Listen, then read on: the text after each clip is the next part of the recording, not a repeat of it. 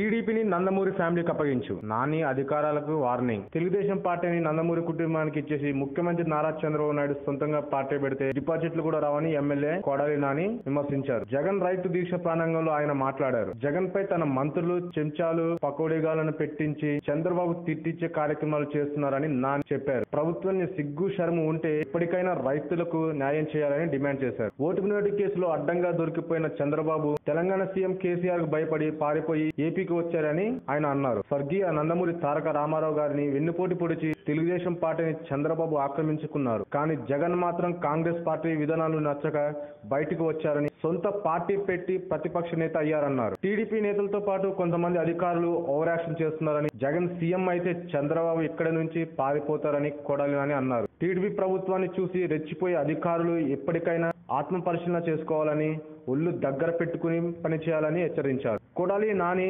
నటుడు జూనియర్ ఎన్టీఆర్ కు సన్నిహితులు. 5-6 ఏళ్ల క్రితం టీడీపీలో వారసత్వ పోరు జరిగిన సమయంలో నాని జూనియర్ వైపు ఉన్నారు. ఆ తర్వాత లోకేష్ తెరపై రావడం, జూనియర్ వాదన తెరమరుగు కావడం, నాని వైసీపీలో చేరడం జరిగింది.